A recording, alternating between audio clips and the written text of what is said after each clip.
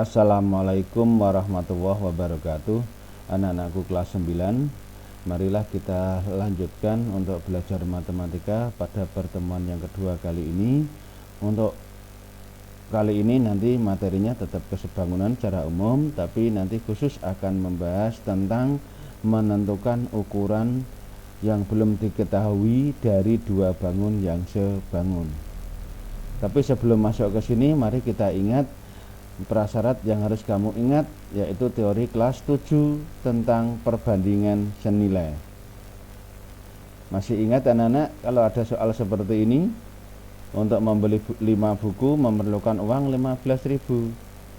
Nah, jika ingin membeli buku yang sama tersebut dengan uang 60.000, dapat buku berapa? Nah, ini termasuk golongannya soal dari perbandingan senilai. Waktu kelas 7 kita menyelesaikannya seperti ini. Kita buat perbandingan 5 buku harganya 15.000. Lah kalau uangnya 60.000 dapat buku berapa? Ini dalam bentuk buku yang sama. Nah, maka kita buat perbandingan ini 5 per P sama dengan 15.000 per 60.000. Kita kalikan, berarti P kali 15.000 sama dengan 5 kali 60.000, sehingga diperoleh 300.000. Maka jadinya P sama dengan 300.000 dibagi 15.000, sehingga diperoleh nilai P 20. Siapa itu P? P adalah buku yang diperoleh dengan uang 60.000. Maka kesimpulannya, banyak buku yang diperoleh sebanyak 20 buku. Mari kita kembali ke materi utama tadi, menentukan ukuran yang belum diketahui dari dua bangun yang sebangun. Nah, perhatikan anak-anak, kemarin kita membahas tulisan ini juga.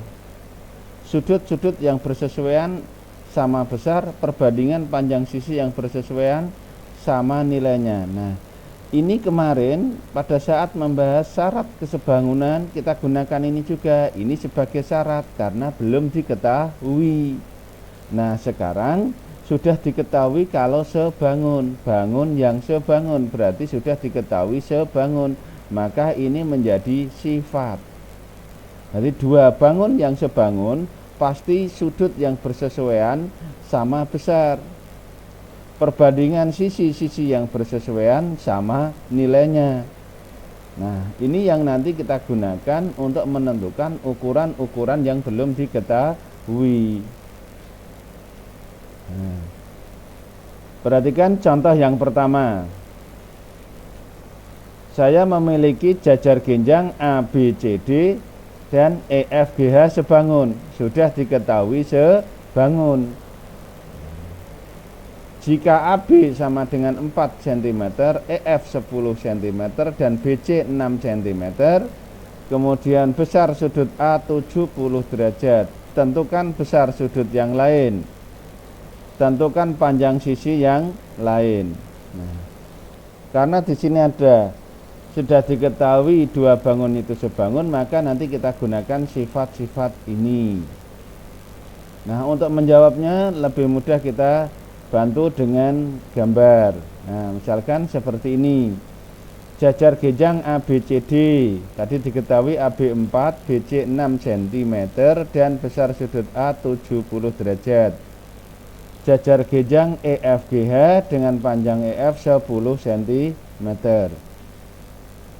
Karena tadi ini sudah diketahui sebangun, maka sifat yang pertama, sudut-sudut yang bersesuaian sama besar.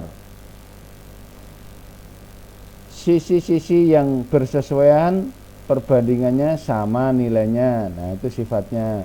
Mari kita selesaikan satu persatu. Pertanyaan yang A, besar sudut BCD. BCD ini karena pada jajar genjang, maka kita gunakan sifat-sifat jajar genjang yang kita peroleh pada saat di kelas 7. Nah, sudut B berapa besarnya?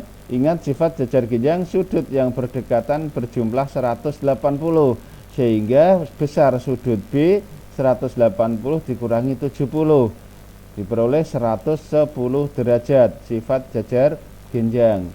Sudut C sama dengan sudut A berhadapan, sudut yang berhadapan besarnya sama sehingga sudut C 70 derajat jika diperoleh dari sifat jajar genjang.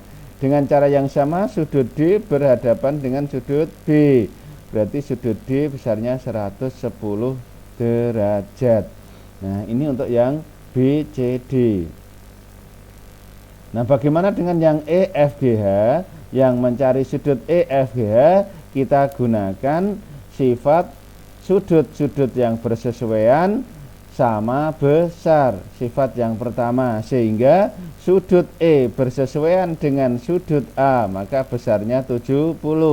Sudut F bersesuaian dengan sudut B, maka besarnya 110. Sudut G bersesuaian dengan sudut C, maka besarnya 70 derajat. Dan sudut H bersesuaian dengan sudut D, maka besarnya 110 derajat. Nah, ini untuk sifat yang pertama tentang sudut, kalau yang ditanyakan sudut. Nah, sekarang untuk pertanyaan yang kedua, panjang sisi CD AD. Nah, kalau sisi CD AD ini kita gunakan sifat jajar genjang, sisi yang berhadapan, sejajar dan sama panjang. Nah, sehingga diperoleh sisi CD sama dengan AB 4 cm, sisi AD sama dengan sisi BC sama dengan 6 cm, sifat jajar genjang. Nah, bagaimana untuk mencari sisi pada jajar genjang EFGH? Ini kita gunakan sifat yang kedua, yaitu perbandingan panjang sisi yang bersesuaian sama nilainya. Ingat kemarin perbandingan sisi yang bersesuaian. Mana sisi yang bersesuaian? AB dengan EF. Berarti nanti kita bandingkan AB dengan EF. BC dengan FG. Nah, berarti nanti bandingkan BC dengan FG. Karena sudah diketahui sebangun, maka nilai perbandingannya sama, sehingga jadinya seperti ini. Nah, karena jajar genjang ABCD sebangun dengan jajar genjang EFGH, maka perbandingan sisi-sisi yang bersesuaian sama nilainya. Tadi kita ambil AB dengan EF, CD dengan FG, sehingga AB banding EF nilainya sama dengan CD banding FG. Kok tahu kalau ini sama? Karena sudah diketahui sebangun. Dalam soal tadi sudah diketahui sebangun, sehingga ini perbandingan nilainya sama. Nah, kalau sudah maka kita masukkan nilainya tadi AB 4, EF 10, CD 6, FG bisa dicari. Nah, tadi menggunakan sifat perbandingan senilai. Nah, berarti 4 kali FG 6 kali 10, sehingga FG sama dengan 60 dibagi 4 diperoleh 15 cm. Nah, kalau FG sudah ketemu, maka kita gunakan sifat jajar genjang. EH sama dengan FG 15 cm, sifat jajar genjang, dan GH sama dengan EF 10 cm, juga sifat jajar genjang. Nah, ini gabungan soal menggunakan teori kelas 7 dan teori kelas 9, sehingga semua yang ditanyakan ini sudah diperoleh. Demikian untuk contoh yang satu, memanfaatkan sifat dari bangun-bangun yang sebangun. Nah, sekarang perhatikan contoh yang kedua. Nah, kalau saya punya dua layang-layang sebangun, nah sudah diketahui sebangun juga. Layang-layang ABCD dan layang-layang KLMN sebangun. Diketahui AB 4, CD 10, KL 14. Ditanya MN. Nah, maka kita cari, karena ini sudah diketahui sebangun dan yang ditanyakan adalah panjang sisi, maka kita gunakan sifat perbandingan panjang sisi. Nah, perbandingan panjang sisi-sisi yang bersesuaian sama nilainya. Mana yang bersesuaian? AB dengan KL. AB dengan KL kita bandingkan. CD dengan MN, CD dengan MN. Ini kita bandingkan. Sehingga karena sudah diketahui sebangun, maka perbandingannya sama. Nah, maka perbandingannya sama sehingga lambangnya seperti ini. Kita substitusikan nilainya, berarti AB 4, KL 14, CD 10. Kita hitung seperti tadi teori kelas 7, berarti 4 kali MN 14 kali 10 sehingga diperoleh 140. Maka MN 140 dibagi 4. Nah, diperoleh 35. Maka panjang MN 35 cm. Mari kita lanjut untuk contoh yang ketiga. Nah, kita punya gambar seperti ini. Perhatikan gambar di samping adalah persegi panjang ABCD dan persegi panjang EFGD. ABCD, EFGD. Diketahui di sini sebangun. Nah, berarti ABCD sebangun dengan EFGD. Sudah diketahui sebangun. Nah, kalau sudah diketahui sebangun, maka yang kita pakai adalah sifat. AB 30, AE 4, DE 8. Ditanya CG, CG. Karena ini yang ditanya adalah panjang sisi atau garis, maka yang kita ingat adalah sifat perbandingan panjang sisi yang bersesuaian sama nilainya. Nah, sebelum kita bandingkan, maka kita cari dulu ukuran-ukuran yang ada pada dua persegi panjang ini.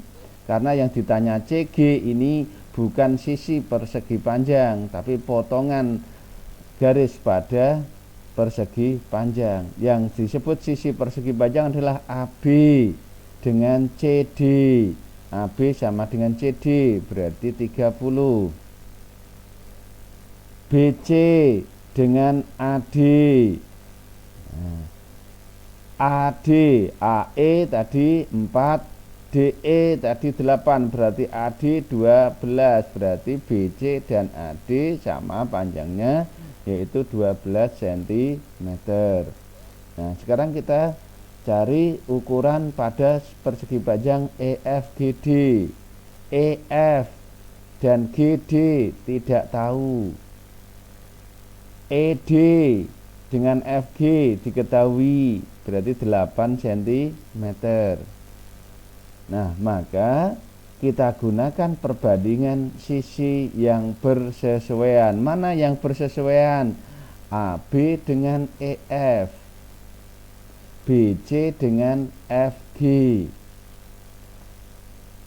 Ini bersesuaian. Kita bandingkan. Nah, karena ABCD dan EFGD sebangun, maka perbandingan panjang sisi-sisi yang bersesuaian sama nilainya. Tadi AB dengan EF. Nah, AB dengan EF, AB dengan EF. Nah, BC dengan FG, BC dengan FG. Ini yang bersesuaian. Perbandingannya sama nilainya karena sudah diketahui sebangun. Nah, sehingga AB per EF, BC per FG. AB tadi panjangnya 30, EF belum tahu, BC tadi panjangnya 12, FG panjangnya 8 cm. Nah, sehingga kita selesaikan dengan perbandingan tadi. Nah, sehingga perkalian kita kalikan 12 kali EF sama dengan 30 kali 8, sehingga EF sama dengan 240, 30 kali 8 240 dibagi 12, sehingga diperoleh EF 20 cm. EF sama dengan GD. Nah, EF sama dengan GD, berarti ini 20, maka yang ini juga 20. EF 20, GD 20. Padahal AB tadi 30, sehingga CG dapat dicari.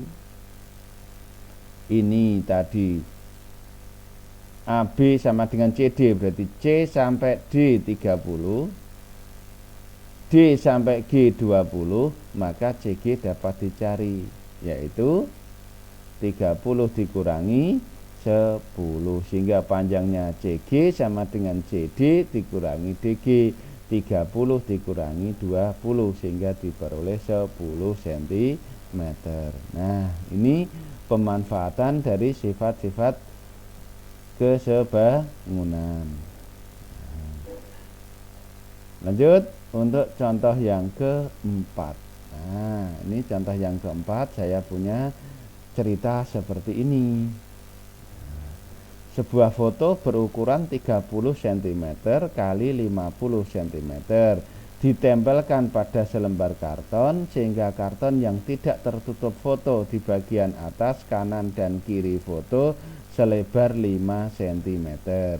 Agar foto dan karton sebangun, nah sudah diketahui juga sebangun, maka berapa lebar karton di bawah foto yang tidak tertutup foto.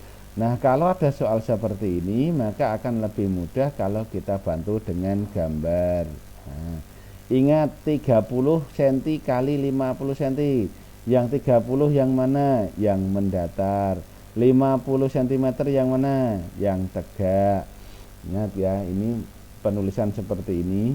Nah, berarti ini misalkan yang ini fotonya. Nah, jadi untuk menyelesaikannya kita bantu dengan gambar. Nah, misalkan ini fotonya, ini foto ukurannya 30 50. Yang luar ini kartonnya. Setelah foto ditempel, itu ini ada tersisa yang tidak tertutup, ini selebar 5 cm atas, kanan juga 5 cm, kiri juga 5 cm, yang karton yang tidak tertutup fotonya kan ini. Nah, ini tidak tertutup. Nah, yang ditanya ini yang di bawah foto ini yang tidak tertutup, ini lebarnya berapa sentimeter. Nah, ini yang ditanya ini. Nah, maka setelah ada gambar ini dapat kita pandang sebagai bangun datar, berarti sama seperti ada dua persegi panjang.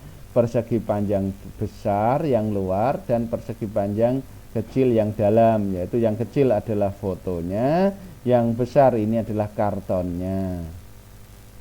Maka kita cari ukurannya. Yang foto sudah ada ukurannya 30 50, berarti ini juga 30, yang ini juga 50. Nah, sekarang yang kartonnya ukurannya berapa? Misalkan ini kita lambangkan M dan N. Berapa panjang M? Berarti dari ini, dari kiri sampai kanan, berarti 30 ditambah lebarnya 5 tambah lebarnya 5, sehingga 40 cm. Jadi 30 tambah 5 tambah 5 40 cm.